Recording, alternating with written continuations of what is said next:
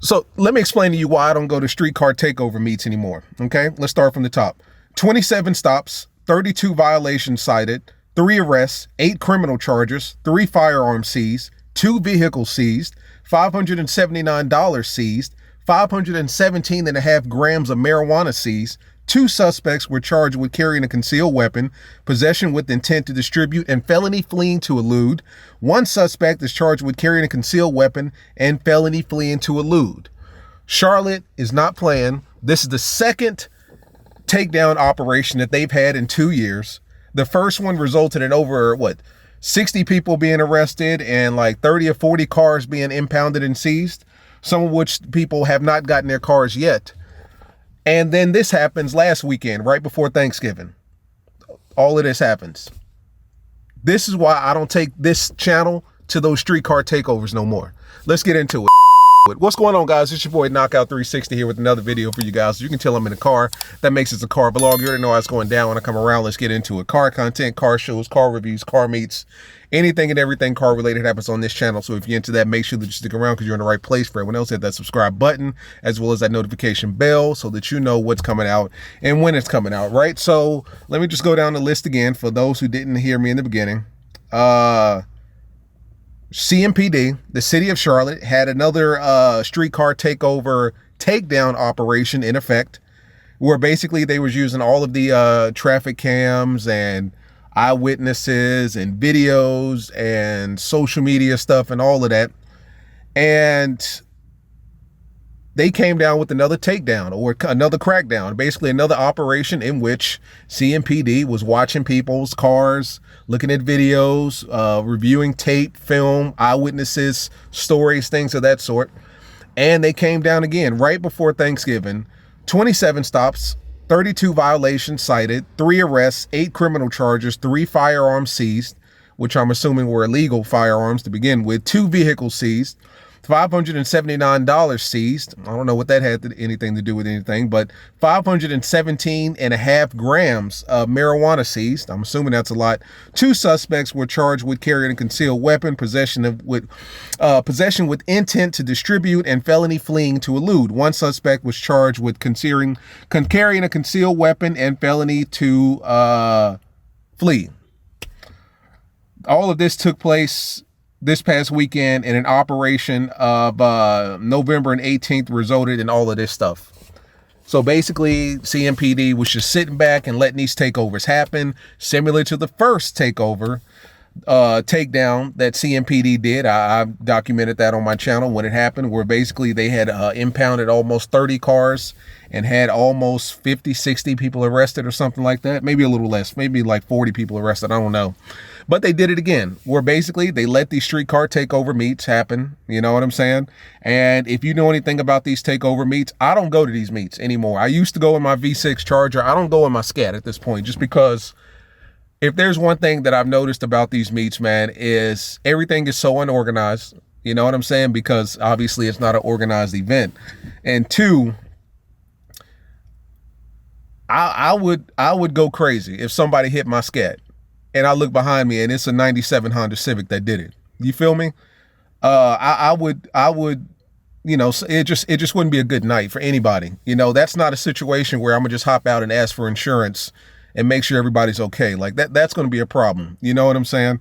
I'm not taking my goddamn $50,000 muscle car to one of those meets just for the sake of getting the content. Now I've probably been to something similar. You know what I'm saying?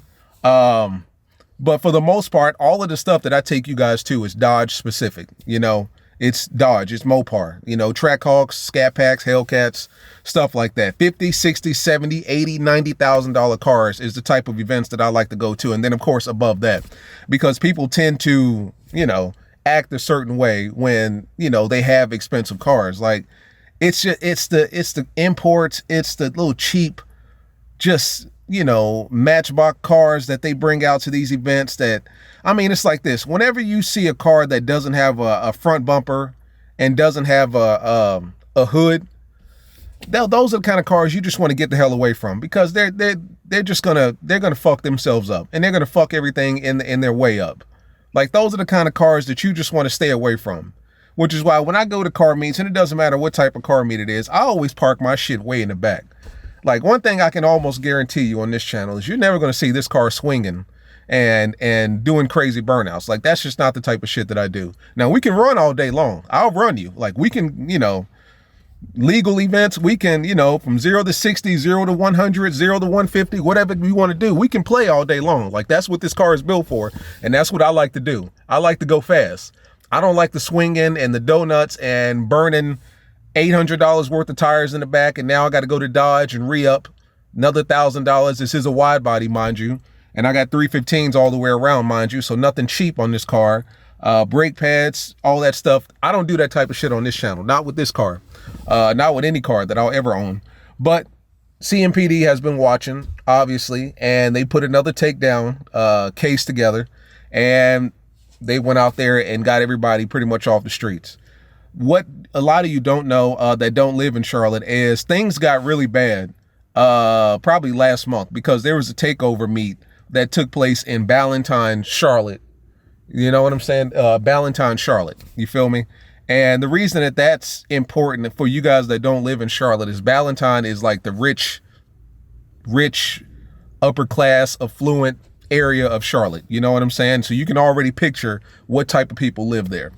Well, somehow or another, a street car takeover meet ended up in Ballantyne, Charlotte, and it ended up in one of the prominent intersections where they basically shut down all of the intersections, started swinging and doing donuts. Quite naturally, everybody in the neighborhood or everybody in the vicinity of that area called the police, started videotaping, sending these videotapes to WBT TV, which is a news station here in Charlotte.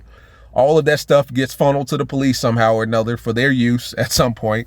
That in conjunction with the video cameras that's at the stoplights and stuff like that. So you got video camera footage, and then you've got people who are filming their footage, and then you got just the dumbass footage that people will post from these car meets. So you take all that together, you've got cars, you've got makes and models, you've got license plates, you've got faces, you've got everything that you need to build a case.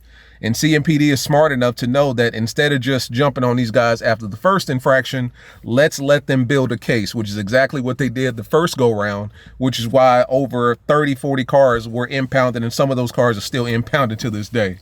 Including Hellcats ScatPacks. There was a 2020 Toyota Supra, which was brand new at the time, that got impounded, and that dude actually got arrested. So this is what police departments are doing at this point. They'll let you go. They'll let you have 2 or 3 weekends of fun, 3 or 4 weekends of fun, couple months of fun. And they're just doing that because they're just giving you enough rope to essentially hang yourself. And this is what happened again in Charlotte. The first situation, the first takedown was so damn scary. I'm not even gonna lie. Like, I thought that I might get caught up in that first one. Not that I had, you know, obviously participated in nothing like that, but even back then I was going to a lot of the meets and stuff like that. Especially when I knew it was going to be a lot of Dodge, a lot of muscle cars, muscle cars and exotics and stuff like that out there. I was always out there, but I never got a letter or a cease and desist letter. And obviously my shit didn't get taken because, you know, I don't participate in stuff like that. But I mean, even after that, stupid stuff like this still happens, which is why a lot of people in Charlotte are doing like private only meets or invite only type meets. So it's like, I'll have my boys and it's invite only kind of thing. Like the thing that we did with the muscle cars and stuff like that recently was pretty much, I guess you could say invite only. Like, obviously it was nothing but Dodge, nothing but Mopar out there. So pretty much invite only kind of thing. Like, we don't want a certain, you know, element of cars because that's when it gets dangerous. Like, I don't like those meets just because, no disrespect to any of the JDM and import guys out there, but like, I just don't like, because they try to keep up with us and they shouldn't.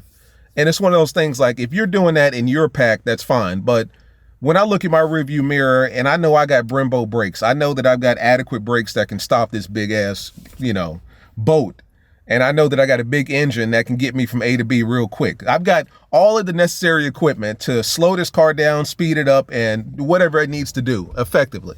But when there's a car behind me and it's a damn Honda Accord and it's slammed all the way to the bottom and it's doing the 2-stepping on the highway, I know that you shouldn't be beside me. You shouldn't be behind me. And then that's when stuff gets dangerous because they're trying to keep up with scats and cats and they're throwing on brakes and their cars are moving in and out like go-karts. Our cars don't move like that. You know what I'm saying? And it's just like, that's when it gets dangerous. That's why I don't take my car to those meets at all at this point, unless I can confirm that there's going to be a good amount of Dodge and Chevy, and well, Dodge and Chevy. I was going to say Ford Mustangs, but they're in that group too. Unless I can confirm that there's going to be a good, a mixture of muscle, exotic, and so on and so forth, I don't go to those meets because they get crazy, they get stupid. But, this is ultimately what happens. And this is kind of a warning to a lot of the cities and states out there, because when the first takedown happened, and I think it was 2020 or 21, I think it was 2020, when the first takedown happened, like, to my understanding, a lot of states were paying attention to what was going on in Charlotte, because they were like, this is happening in our city, in our state too, and we're going to have to at some point take this kind of action, Unfortunately, like I said, it was interesting that this takedown didn't really occur until after the Ballantyne Charlotte situation took place. Like I said, Ballantyne is really a affluent area, so automatically in your mind you can picture what people in that area look like, and quite naturally they're not going to tolerate that kind of riffraff. So when they started complaining, that's when you get the attention of the police, which is similar to the first takedown, because they took over, or they tried to take over 485, which is not an interstate, but it's a major highway around Charlotte. So if you got the city of Charlotte here, 485 literally goes around it. Like, you can get to any part of Charlotte from 485. And they took over a 4-lane or 5-lane highway and started doing donuts and stuff. And then, of course, with video from the people there, and then video from the pedestrians and bystanders that are just trying to get home, that in conjunction with, all of the stuff from the traffic cams, that a lot of people don't realize that there are cameras on the highway that are filming stuff 24/7. All of that in conjunction with one another got sent to a lot of news stations, WBTV, I think Fox, Charlotte, or whatever the case may be. A lot of those publications posted that. Quite naturally, the police now are listening, and once you get them in the chat, it's a wrap, because they're going to start building a case against you. And if you know anything about car people, we love to do what? We love to put our Instagram name and YouTube name on the side of our cars, similar to what I've done. So it's not hard at all to find these cars. So this latest crackdown was just kind of another situation where it's just like, I mean, if you're going to do it, just be smart about it. I'm not telling you what to do. I'm certainly not telling you what not to do. That's not my place. Especially considering my earlier videos. If you watch going back to 2019, prior to the pandemic, I was at all the shit. You know what I'm saying? I had that V6 moving. But, with the ScatPack, I've slowed down just because it's like, I'm not taking that risk, man. I'm not putting myself in a bad situation like that. I will go to crazy meets, as you guys know, but of course, all that stuff is 100% legal. We have consent and permission to be at those spots, so you don't have to worry about seeing any illegal stuff on this channel. But the stupid stuff like this, the arrest, the crackdown, 517 grams of marijuana. Damn, I assume that's a lot. Like, I've obviously never sold marijuana or anything like that, and I've never had 500 plus grams of marijuana in my presence. But I would assume that sounds like a lot of damn marijuana. But somehow or another, they seized all of that in the traffic stops and the takedown operation that they did, the weekend before last, or this past weekend. So I'm telling you guys, just be careful, man. When you go to these car meets and these takeovers and stuff like that, be mindful. Like, somehow or another, protect your license plate. Do something. Just do something. If you're not participating, if you are participating, then you should know that you're taking a risk. And, if you're cool with that risk, then so be it. If you're not participating and you're just spectating, park your shit away from everybody else's car. Like, park your shit behind the trucks. Like, if you go take over like an industrial center, park your shit behind the 18-wheelers and the trucks. Like, just get your shit out of view, because, the cameras and the traffic cameras and stuff like that, that's how people get caught. People literally are getting caught because of their own reconnaissance and their own videotaping and their own footage and stuff like that. So just be smart about stuff, guys. That's what's going down in Charlotte. So it'll probably be quiet for the next couple weeks. So if you're in Charlotte and you're trying to swing and do some crazy stuff, I would suggest you keep that between you and yours, because I would imagine everybody's, on high alert right now. But as always, guys, it's been your boy Knockout. I'm gonna go ahead and get out of here, man. I'll see you in the next one. Peace.